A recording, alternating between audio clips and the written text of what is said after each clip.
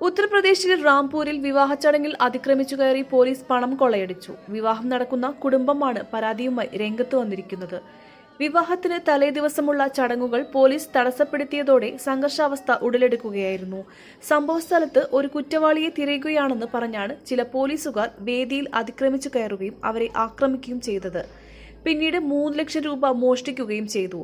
എന്നാൽ ആരോപണങ്ങൾ അടിസ്ഥാനരഹിതമാണെന്നും കുറ്റവാളികൾ ഒളിച്ചിരിക്കുന്നതിനാൽ അവരെ കണ്ടെത്താൻ വേണ്ടിയാണ് വിവാഹ വീട്ടിൽ എത്തിയതെന്നുമാണ് പോലീസിന്റെ വാദം.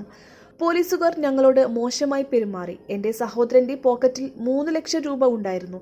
അവർ അവനെ വടികൊണ്ട് അടിക്കുകയും പണം കവർന്നെടുക്കുകയും ചെയ്തു. പോലീസ് എത്തി എല്ലാ ഭക്ഷണവും നശിപ്പിച്ചു. കാറ്ററിംഗിന് ഏകദേശം 2 ലക്ഷം രൂപ വിലയുണ്ടായിരുന്നെന്നും ഇതെല്ലാം അവർ നശിപ്പിച്ചു, ഒരു കുടുംബാംഗം വ്യക്തമാക്കി. പോലീസ് കല്യാണ വീട്ടിൽ അതിക്രമിച്ചു കയറുന്നതിന്റെ വീഡിയോയും പുറത്തായിട്ടുണ്ട്. ചടങ്ങിനെത്തിയവർക്ക് വിളമ്പാൻ വെച്ച ഭക്ഷണങ്ങൾ തട്ടിത്തെറിപ്പിച്ചതും കസേരകൾ തകർത്തതും വീഡിയോയിൽ കാണാം. ഞങ്ങൾക്ക് നീതി വേണം. എന്തുകൊണ്ടാണ് ഇത് സംഭവിച്ചതെന്ന് അറിയാൻ ഞങ്ങൾ ആഗ്രഹിക്കുന്നു. ഞങ്ങൾക്ക് ആരോടും ശത്രുതയില്ല. പോലീസ് ഞങ്ങളുടെ പ്രവർത്തനത്തിൽ നുഴഞ്ഞുകയറാൻ പാടില്ലായിരുന്നു.